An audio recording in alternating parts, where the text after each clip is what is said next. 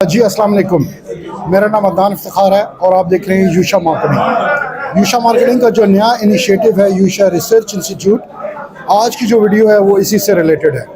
और यूशा रिसर्च जो इंस्टीट्यूट है वो 3 एरियाज़ में रिसर्च कर रहा है। रियल एस्टेट है, बिल्डर्स है और इन्वेस्टमेंट है। आज जो बड़ी खुशी की बात है कि ये डे 1 है नमल यूनिवर्सिटी के अंदर इंटरनेशनल कॉन्फ्रेंस का जो रियल एस्टेट के ऊपर है, जिसके बारे में ऑलरेडी मैं इंट्रोडक्टरी वीडियो दे चुका हूँ।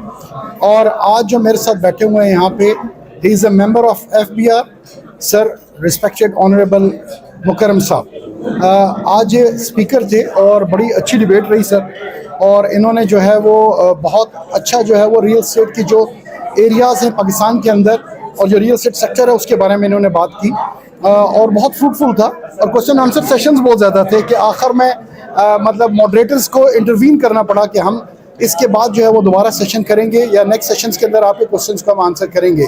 और जो मुकरम साहब ने, जो इनको मैंने देखा, he has a really vast knowledge, detail depth के अंदर उन्होंने किया।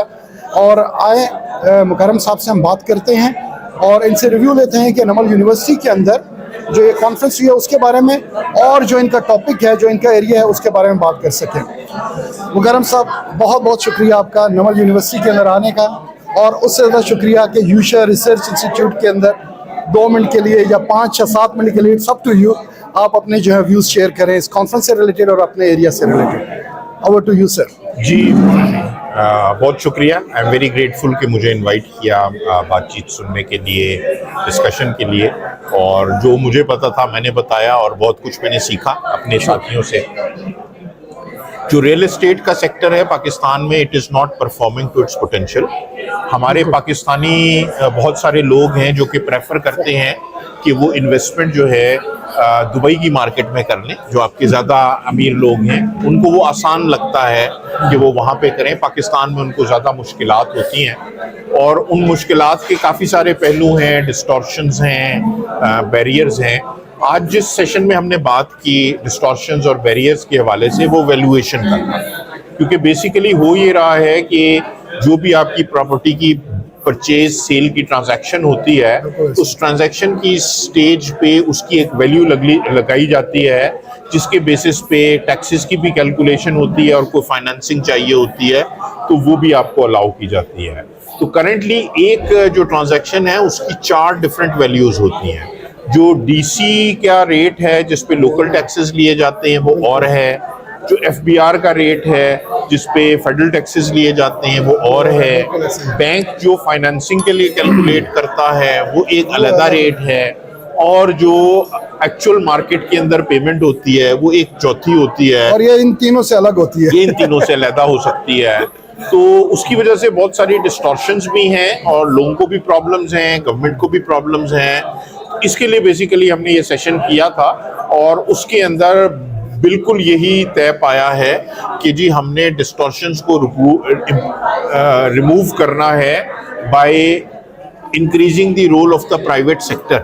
अगर ये एक ओपन मार्केट डेवलप होगी तो उसकी जो रियल वैल्यूज हैं वो सामने आएंगी और जो डिस्टॉर्शंस हैं DC रेट में या FBR रेट में या बैंक रेट में वो कम हो जाएंगी और एक्चुअल जो रियल मार्केट का रेट है उसके ऊपर ये सारी चीज़ें होंगी। तो ये आज की हमारी बेसिकली डिस्कशन थी और बड़े अच्छे तरीके से ये मेरे ख्याल अग्रीमेंट में क्लोज हुई है। अच्छा, एक जो क्वेश्चन मेरा था, आप क्या समझते हैं जो नमल का इनिशिएटिव है, I think it's one of the unique of its kind के रियल एस्टेट के ऊपर कॉन्फ्रेंस की है, क्या ख्याल?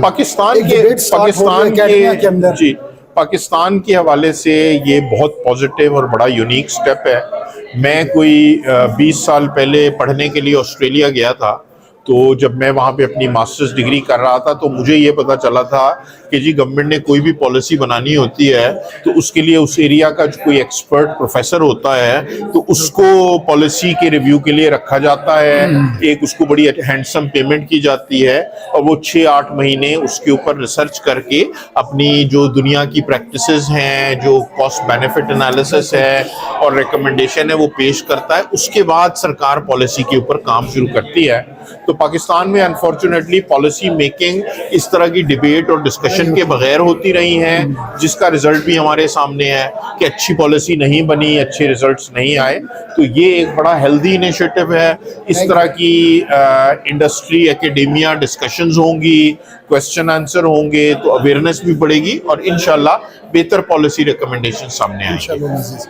और इसकी कोशिश भी ये है कि एकेडमिया इंडस्ट्री रिलेशनशिप को स्ट्रॉन्ग किया जाए और जो गैप है उसको बिल्ड किया जाए। जी, बिल्कुल। ये भी है और इसमें रेगुलेटर्स भी हैं जी, रेगुलेटर्स तो ये कर सकते हैं ना कि जो उनके इश्यूज हैं और पर्सपेक्टिव है वो शेयर करना। Yes, regulator, academia and industry. Industry, जी, बिल्कुल। ये इसका हमने का ट्राई का है। जी, बिल्कुल। कि ताकि उसको गैप को ब्रिज किया जा सके।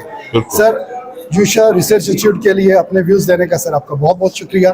Thank you very much. Thank you जी, जज़ाकल्लाह खैर। अस्सलाम वालेकुम। सर